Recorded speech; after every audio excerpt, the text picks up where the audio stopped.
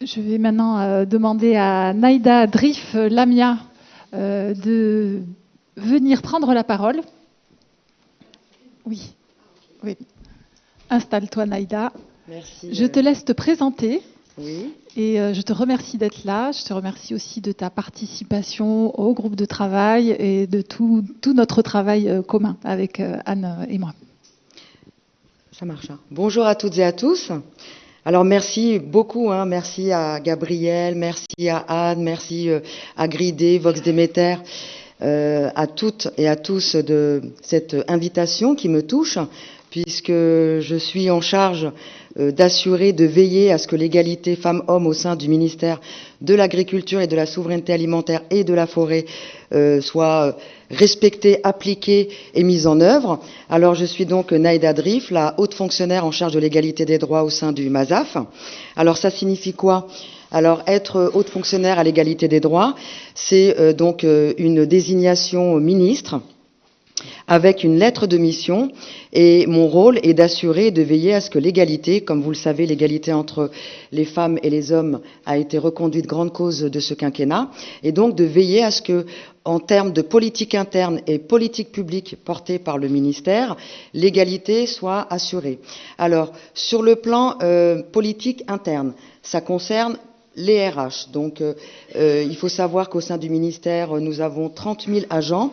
Et pour ces 30 000 agents, depuis 2019, il y a une obligation de négocier avec les partenaires sociaux un accord relatif à l'égalité femmes-hommes et lutte contre toute discrimination. Et cet accord a été signé par la secrétaire générale du ministère et le ministre en date du 27 juin dernier. Donc un accord sur 2024-2026. Parallèlement, il y a toute la politique publique portée par le ministère de l'Agriculture, et donc il s'agit des apprenants, de nos jeunes scolarisés dans les établissements techniques et supérieurs agricoles, et le monde agricole et rural, donc en l'occurrence toutes les femmes et les hommes du milieu agricole. Alors moi, je porte les deux politiques, interne et externe. Alors, dans le cadre de la politique externe, donc politique publique portée par le MASAF. Il y a donc une feuille de route qui est élaborée par mes soins, et c'est très important pour moi de vous côtoyer, de participer à vos travaux de réflexion, parce les travaux me permettent d'alimenter, de comprendre les problématiques sur le terrain et d'alimenter la feuille de route ministérielle validée par le ministre. Alors, cette feuille de route concernant donc les politiques publiques externes, en premier lieu, les apprenants. Alors, comme vous le savez, nous scolarisons dans nos établissements 200 000 jeunes en formation pour cette rentrée scolaire 2024. Et nous avons donc 802 établissements techniques agricoles et 17 établissements du supérieur. Aujourd'hui, les statistiques pour cette rentrée 2024 représentent environ 44% de filles scolarisées dans nos lycées et 56% de garçons. Derrière cette statistique, on peut dire, voilà, égalité, quasi-égalité, filles-garçons dans l'enseignement agricole, mais en réalité, subsistent de fortes disparités au sein même des filières. Alors, les filières agroéquipement, les filières production agricole, les filières services à la personne, les filières conduite et gestion des productions agricoles, toutes ces filières, il y a aussi l'aménagement paysager, donc il y a des disparités, c'est-à-dire que sur certaines filières, on va retrouver plus de garçons et d'autres plus de filles. Dans un contexte, et donc je rejoins vos propos, Monsieur le Président et Géraldine, dans un contexte de renouvellement des générations, comme vous l'avez très bien présenté en introduction, la problématique, notre souci au MASAF, c'est de travailler ce renouvellement des générations. Il y a le projet de loi d'orientation agricole qui est toujours dans les tablettes et qui devrait normalement être présenté en janvier prochain, si tout va bien. Et dans ce projet de loi d'orientation agricole, nous avons un axe fort sur comment accompagner donc les transitions agroécologique, nous avons l'enjeu du changement climatique, l'enjeu de la souveraineté alimentaire, et comment faire que dans nos établissements, il y ait parité. Alors, la Direction générale de l'enseignement et de la recherche a lancé une étude sociologique il y a 1 an et demi pour comprendre quels sont les déterminants conscients et inconscients qui participent à cette orientation genrée. Pourquoi les filles en service cheval, en service à la personne et formation cheval, pourquoi les garçons en agroéquipement, etc., etc.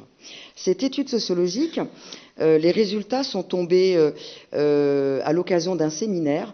Les résultats ont été présentés en janvier dernier, à Toulouse. Et les préconisations seront donc traduites dans un plan d'action.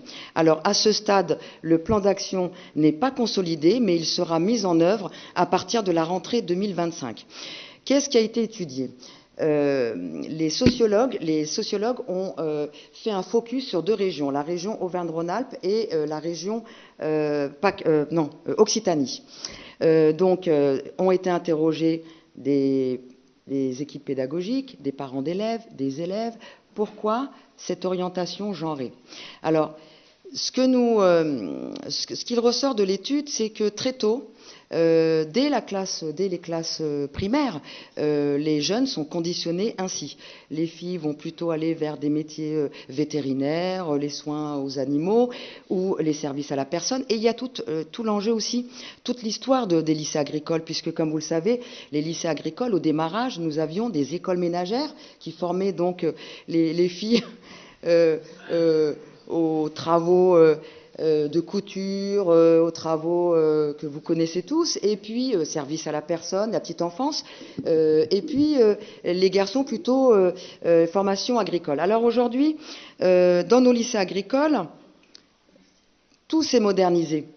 Les machines agricoles sont bourrées d'électronique, elles sont faciles aujourd'hui pour des jeunes femmes qui souhaitent aller vers ces métiers-là. Donc tout est favorisé dans nos établissements sur le point pédagogique, puisque les référentiels de formation évoluent vers la facilité des filles vers ces métiers-là, Et puis, donc, nous avons les équipes pédagogiques à former, les référentiels qui bougent, la prise de conscience. Donc, tous ces phénomènes impulsent, vont vers un renouvellement, on va dire, des mentalités pour casser et lutter contre les stéréotypes de genre. Donc ça, c'est au niveau de l'enseignement agricole.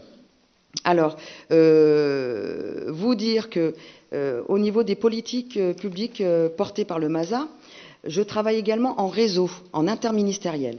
Nous sommes un réseau d'environ 14 hauts fonctionnaires, donc pour chaque département ministériel.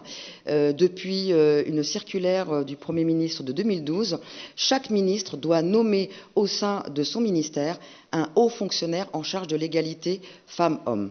Alors, dans le cadre de ce réseau, je pense que vous êtes au courant puisque vous êtes au cœur de ces sujets-là, Elisabeth Borne a lancé le plan interministériel Toutes et tous égaux.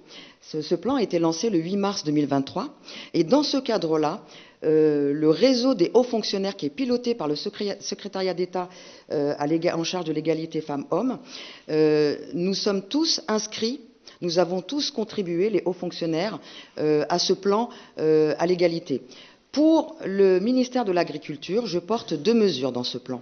Une mesure relative à la mixité dans l'enseignement agricole, donc des formations, et une deuxième mesure qui est complètement en phase avec nos préoccupations aujourd'hui et nos préoccupations de longue date.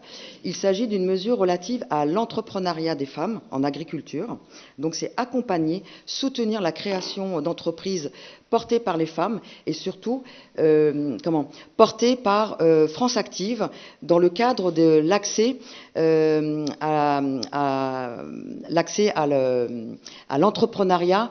Il existe une garantie égalité femmes portée par France Active et donc c'est une mesure qui est conjointe avec le ministère égalité femmes-hommes, le secrétariat d'État en charge de l'égalité femmes-hommes et le MASAF. Alors comment cela se traduit? Eh bien cela se traduit concernant le MASA par plus de communication, ouvrir et faire connaître ce dispositif qui est pas du tout connu. On s'est aperçu que les jeunes femmes qui souhaitent devenir chefs d'entreprise ne connaissent pas ce dispositif. Elles sont sur 2023-2024, selon les statistiques, seulement 21 à avoir déclenché ce dispositif auprès de France Active, sur près de 4000 demandes. Donc c'est tout secteur confondu. Donc ce dispositif n'est pas du tout connu. Donc c'est inciter, faire connaître l'accès à ces fonds, puisque, comme vous le savez mieux que moi, la problématique aujourd'hui, c'est l'accès aux prêts bancaires et l'accès au foncier pour qu'une femme puisse s'installer. Donc, France Active peut aider les femmes à l'installation. Donc, voilà cette mesure que je porte fermement au sein de ce plan interministériel et conjointement avec le secrétariat d'État à l'égalité. Donc, ce sont deux mesures fortes. Donc, en amont, former la nouvelle génération pour faire face au renouvellement des générations, puisque, comme vous l'avez bien explicité, un tiers des agriculteurs d'ici 10 ans partiront, et donc comment assurer ce renouvellement? Donc c'est en amont dans nos établissements, donc casser, lutter contre les stéréotypes de genre, donc nous y sommes fortement mobilisés, et puis accompagner à l'installation, à la création d'entreprises et faire en sorte que de plus en plus de femmes aillent vers l'entrepreneuriat. Alors, pour terminer, dire aussi que nous travaillons, la Direction générale de l'enseignement et de la recherche travaille avec une association qui œuvre justement auprès des jeunes lycéens de l'enseignement éducation nationale, mais également de l'enseignement agricole. Il s'agit de l'association 100 000 entrepreneurs.